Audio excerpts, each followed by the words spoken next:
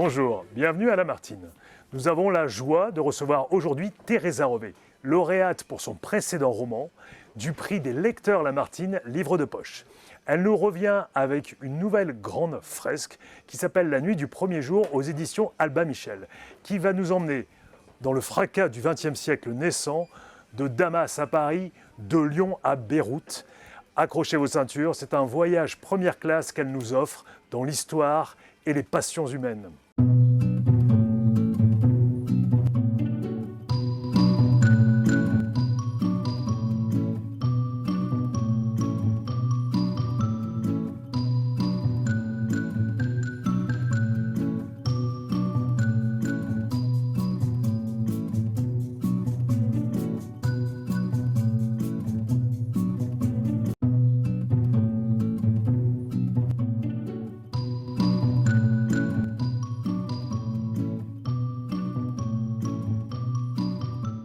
Bienvenue Teresa, merci d'avoir accepté notre invitation.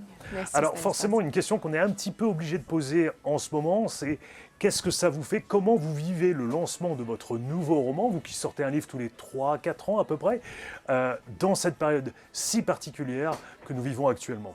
Alors c'est vrai que c'est particulier, mais pour moi la rencontre se fait. Et la rencontre se fait avec les lecteurs, grâce aux libraires.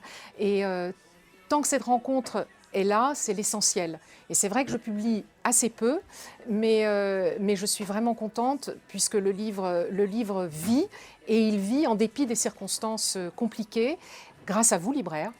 Alors je vous confirme, on a beaucoup de chance. La librairie fonctionne bien. Quand je dis la librairie, c'est un peu d'une manière assez nationale. Les retours sont plutôt bons en France, donc on est très très heureux. Et on est très heureux de pouvoir avoir de l'actualité.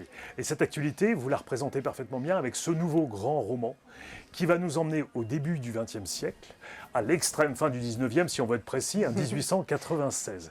Et vous nous emmenez à Lyon, dans un contexte extrêmement particulier, moi je ne connaissais pas du tout, donc les Soyeux. Qu'est-ce que c'est que ces Soyeux? Alors les Soyeux, c'est toute l'industrie de la soie à Lyon, qui a joué un rôle déterminant dans cette ville à partir du XVIIe siècle. Du XVIIe au XIXe siècle, Lyon était une ville incontournable pour les soyeux, donc ceux qui sont les fabricants de soie, et puis bien sûr les maîtres tisseurs, et toute cette création notamment d'étoffes façonnées. Et toute leur création rayonnait dans le monde entier, et ils avaient des liens pour s'approvisionner en fil de soie, là aussi dans le monde entier, l'Extrême-Orient, mais pas seulement. Alors justement, est-ce que ces Soyeux qui sont le cadre de départ? Alors on va y revenir parce que comme souvent dans vos romans, le cadre de départ est loin d'être le cadre unique. En fait, est-ce que ce sont les Soyeux qui ont déclenché l'écriture de ce nouveau livre?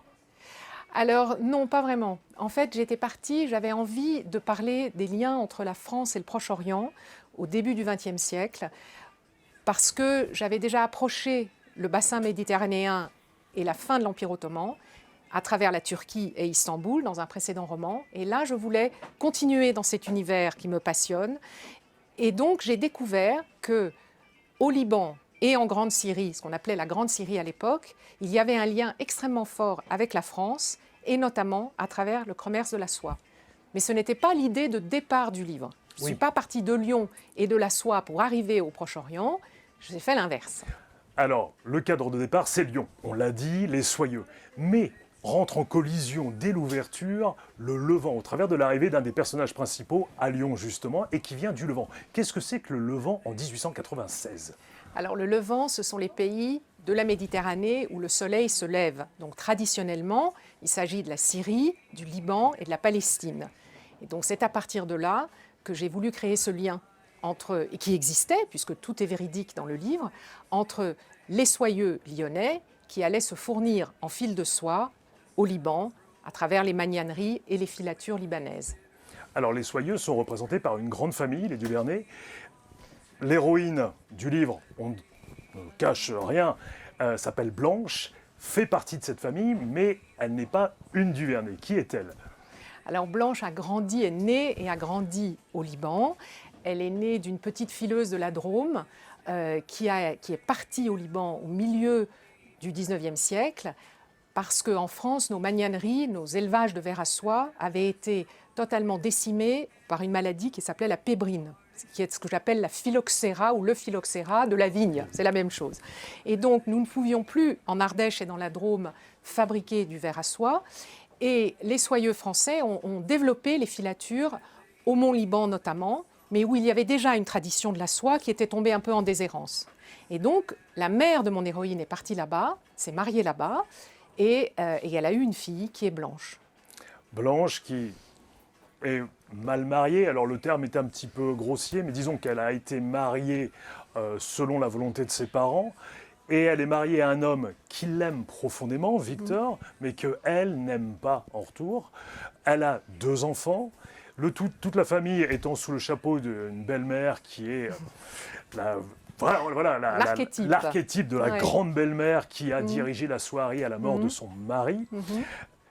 Mais arrive le personnage, le grain de sable dans cette mécanique pourtant bien huilée des soyeux lyonnais, qui est Salim Zahar, qui est marchand de soie de Damas, et qui vient à Lyon, comme il faisait, aussi pour ses affaires, pour parler à la Chambre de commerce de toute la problématique des soyeux de la Grande Syrie et des soyeux syriens. Donc il y a une légitimité à ce que Salim soit à Lyon, et il va rencontrer Blanche, et c'est un coup de foudre. Alors c'est un coup de foudre. Et donc on se dit, ça y est, on est parti sur le grand roman d'amour, ce que votre livre est. Mais ce n'est pas ce que votre livre est totalement, puisque, comme d'habitude avec vos livres, c'est doublé d'une grande fresque historique. Nous avons allumé la mèche là en vous expliquant les soyeux, en expliquant effectivement Salim et l'arrivée. Va se jouer derrière une trentaine d'années avec les grands chamboulements du monde. Forcément, la Première Guerre mondiale va venir. Alors, une des choses qui frappe à la lecture de votre livre, c'est la place de la femme. On est à la fin du 19e, au tout début du 20e siècle. Or, les femmes ont un rôle essentiel et dans toutes les strates de l'histoire. Mais elles ont toujours. Alors, on me dit souvent, mais est-ce que ce sont des livres écrits pour les femmes?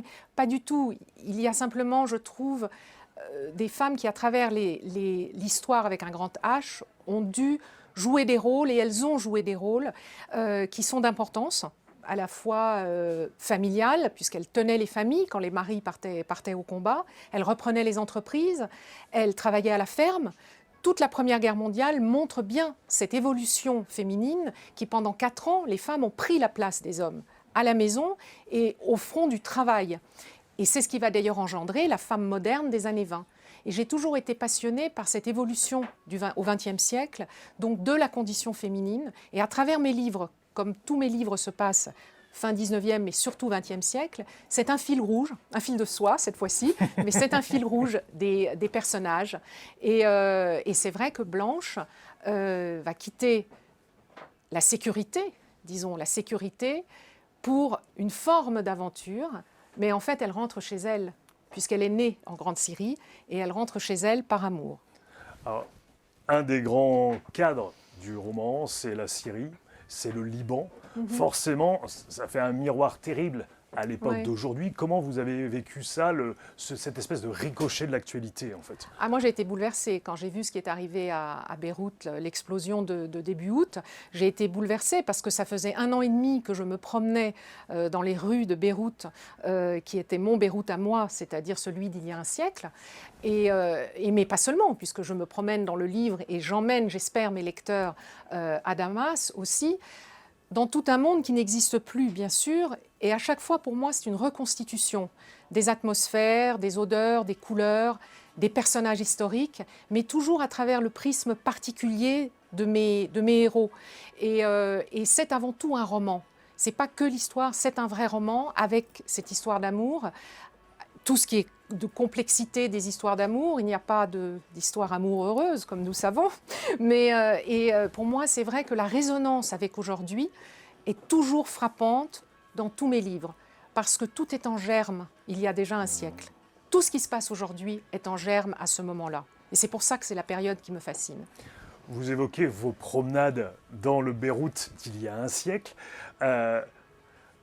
Une des très très grandes qualités de ce roman, mais de votre œuvre en général, c'est justement ce travail de documentation, cette densité du propos et du cadre qui fait qu'on n'est pas du tout dans un décor de carton-pâte, on y est. On y est, on comprend mieux, vous nous expliquez mille et une choses, sans jamais que le roman devienne pédagogique et sans jamais que le souffle ne retombe. Comment vous travaillez cette documentation en fait? Alors ça, c'est le travail d'équilibriste, justement. C'est d'arriver à donner à mes lecteurs un voyage, un univers, sans que ce soit pédagogique ou didactique. Et là, c'est pas facile, parce qu'il y a des choses souvent à expliquer, où il faut prendre un peu le temps, et tout en enlevant des détails qui seraient en trop. En fait, j'élague, et j'élague à chaque fois l'arbre. J'ai tendance à faire quelque chose peut-être d'un peu dense au départ, et j'essaye d'élaguer au maximum pour que ce soit agréable et divertissant à la lecture, parce que je défends mordicus le romanesque divertissant, qui n'a rien à voir avec la romance, s'il vous plaît. Parce que ça, c'est très français de confondre romanesque et romance, ça n'a rien à voir. Donc c'est le souffle des émotions, mais à travers une véracité historique. Donc comment est-ce que je travaille? Au départ, c'est la Bibliothèque nationale à Paris. C'est à chaque fois 80 ou 100 livres lus en arrière-plan. Et ensuite, ce sont des entretiens avec des personnes qui ont des liens avec des familles qui ont vécu ce que je raconte. Et je sème dans le livre toujours des histoires vraies, des anecdotes vraies, et j'invente très très peu. Et croyez-moi, la réalité dépasse la fiction. Alors justement, il y a une autre... Ce qui rejoint cette documentation, ce qui fait vraiment l'armature de vos livres aussi, c'est cette fameuse galerie de personnages de second plan, même si le terme second plan est très très réducteur. Quand on parle effectivement des grands personnages, que ce soit Geneviève, qui sont... Comment, est-ce que c'est quelque chose pareil? Est-ce que c'est quelque chose qui vous vient au fur et à mesure ou cette armature est nécessaire en fait? Ah non, l'armature est nécessaire au départ. Je ne crois pas qu'on puisse écrire un roman à caractère historique s'il n'y a pas une armature très travaillée au départ, avec les personnages bien, bien croqués dans ce qui serait, disons, un synopsis, pour savoir où on va. Surtout que moi, dans mes livres, j'intègre aussi des personnages historiques qui ont existé. Et donc, il faut vraiment que ce soit... que l'armature, comme une sculpture, tienne debout. Et ensuite, au fil de la narration, on peut être emporté ailleurs. Et tous les romanciers vous diront évidemment que le personnage m'a emporté. Ça, c'est vrai. Les personnages peuvent surprendre et faire dévier le livre. Pas complètement, mais un peu. Ça m'est déjà arrivé. et de partir sur une autre piste. Alors, c'est aussi... Alors, là, par contre, on ne va pas rentrer dans les détails. Mais voilà, je voulais dire aux futurs lecteurs que ce que nous venons d'échanger là n'est qu'une infime partie de ce livre qui n'en finit pas de s'ouvrir sur quelque chose qu'on n'attend pas jusque dans les dernières pages. Et j'ai été effectivement absolument bluffé par cette capacité que vous avez à installer quelque chose où on s'installe de manière très confortable grâce justement à ces personnages où il y a une empathie tout de suite qui se crée, ce décor qui est vraiment construit et en fait on n'arrête pas d'être chamboulé.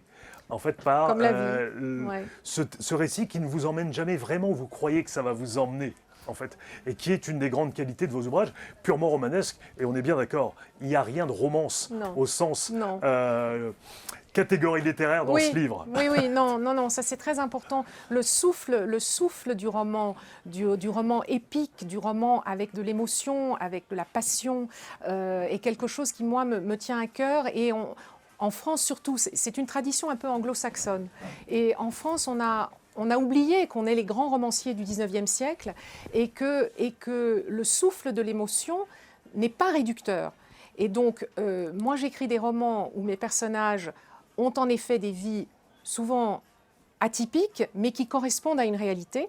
Et je veux qu'il y ait ce fil rouge entre ce qu'ils ressentent et l'histoire, pour amener à mes lecteurs une vision souvent aussi un peu méconnue peut-être de l'histoire, et qui résonne toujours aujourd'hui, souvent à ma grande surprise, et rien n'est calculé, mais les choses qui, moi, m'intéressent dans ma documentation, je me rends compte que mes lecteurs, eh bien, ça les intéresse aussi. Quelle chance!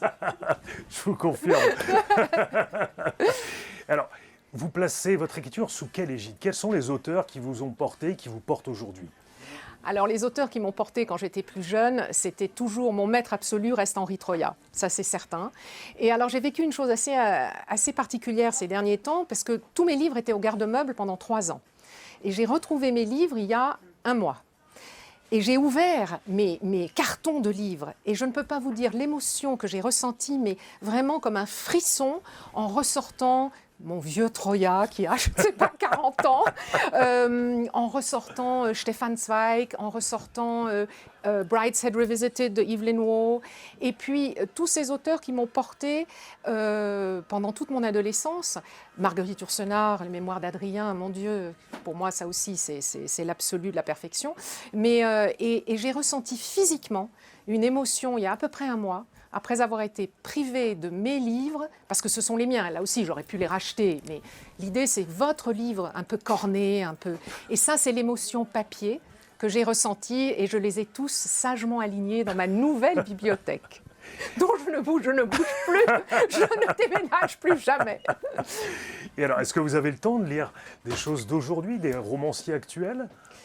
Alors j'ai peu le temps, je dois dire. J'ai une pile à lire chaque année pour l'été, mais j'ai peu le temps parce que je suis toujours en train de travailler sur un prochain livre. Et les fameux 80 ou 100 livres de documentation, eh bien, ça prend beaucoup de mon temps. Et puis, je ne fais pas que ça, d'ailleurs. Mais je veux dire, donc c'est vrai que j'ai un temps de retard sur l'actualité. Mais ce n'est pas grave, puisque les bons livres traversent le temps. Le temps, voilà. Tout à fait, comme les vôtres. Merci beaucoup, Teresa. Merci, Stanislas.